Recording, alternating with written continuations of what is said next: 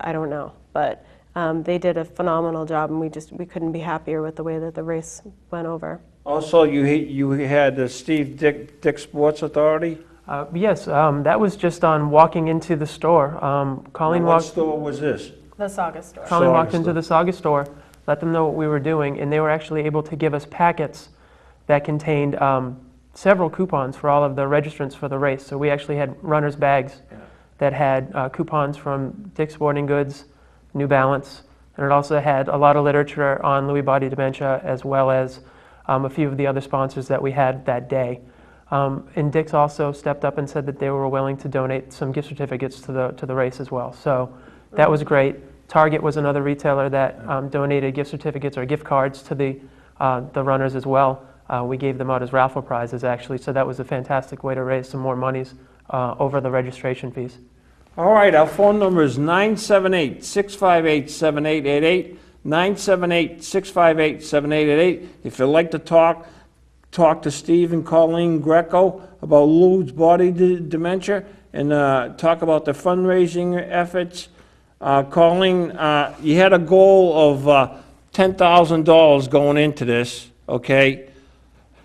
And let's say, what, 90 of about 105 days, and your goal right now, what is the final total? I mean, We're at about $33,000. So we have like a 200% increase in what you thought. We're happy. 231 registered runners and walkers. Right. Never in a million years did I think, when we talked about the number of inserts to print, I said, oh, just do 200. That'll give us plenty of overage. And then I found myself the night before printing more and printing more and printing more.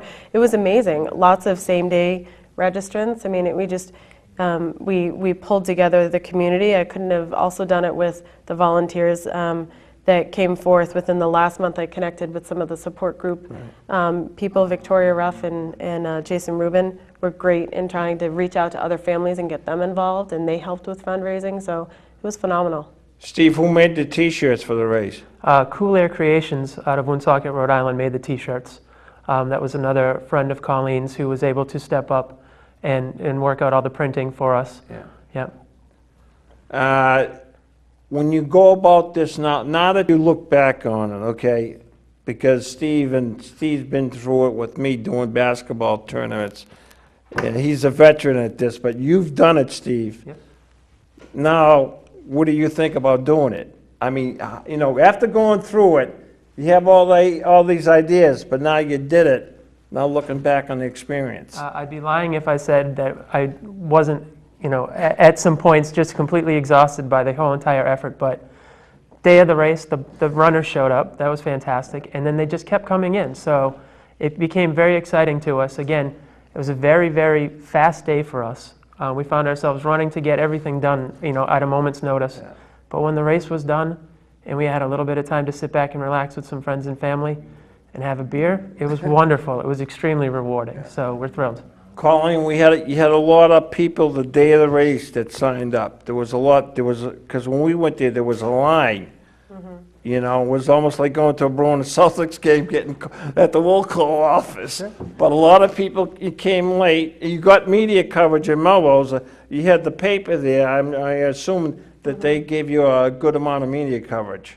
It was fair. I think that was a lesson learned. I could have done a lot better job. I'm a marketing professional. This is my forte. I should know better. But literally planning it in 90 days. I did as much work as I could have done on it. So that's a lesson learned for this year. Have a better media plan in place. Do all the writing now so that when it's time to pull the trigger, it just kind of goes. Okay, do you think, you two think you can have a form a little committee instead of you two just doing beer in the brunch? Absolutely. We've already put the plans in place, and the people have been identified. And what's great too is that, this information got through to the LBDA newsletter, and people have started reaching out saying, I really didn't want to do anything on my own. I wanted to be part of something else. Can I join your race? Can I help you raise money? Absolutely. We have a lofty goal to exceed. We can't do it all by ourselves, or maybe we can, but I'd like help. We have 2 small children, so absolutely no. The committee is a no-brainer.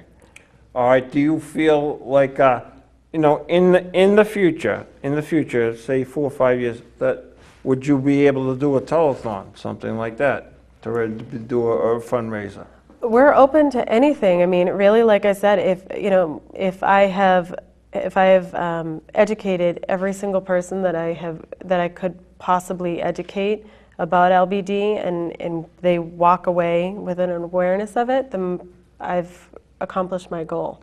Even just today, I made a connection with a man that I work with that mentioned that his father has Parkinson's and Alzheimer's, and I said, put that together. That's what my father has. You need to do some research. And he said, I'd never heard of that before, and my doctors have my father's doctors had never mentioned it. That's meaningful to me, and that's the positive that you can pull out of, like I said, a less than desirable situation. All right, Steve, how many doctors are involved with Colleen's death? In your letter here that he has a team, okay? Like when my mother-in-law passed away, she had a team at Mass General.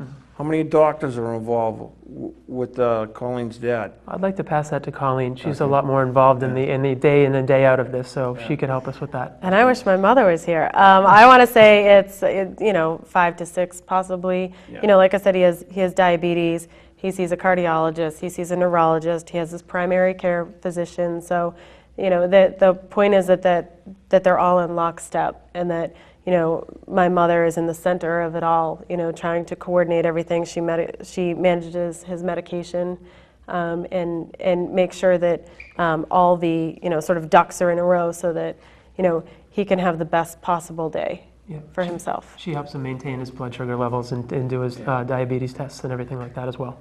Okay, so do your doctors collaborate with him if there's any mishaps of something changed in his symptoms? Do all doctors talk about what's going on with your dad? Yeah, what's interesting actually is that we've struggled with our kids who the younger one had some medical issues early on, and all we wanted was an email address. And my mother emails his doctors constantly, and I thought, that's what they should do. They should be reachable. They should be available. Right. And they are really available to her. And I would like to think that she feels really supported in that way. Okay, we have a phone call. Victoria Ruff is on the phone. She is the local LBDA support group coordinator, as well as a facilitator, and she was the LBDA 2008 Volunteer of the Year. Victoria, welcome to the WCTV Sports Forum. We're with Steve and Colleen Greco. Thank you for coming on.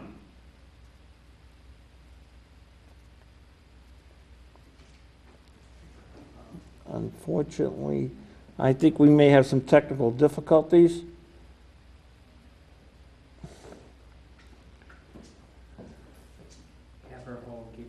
Okay, we're just going to try to straighten out technical difficulties, and we'll try to get Victoria back on the line. All right, Steve and Colleen, you've got a line of sponsors. Do you have new sponsors that you want to go to that think would really, push this further to another level? Is there some big corporate sponsor that you would like to get involved with this? I would love to see a bank get involved. So we had some retail, we had sports, we had all kinds of different companies get involved, but the banks, now I don't know if it had anything to do with the recession, but wouldn't speak to us.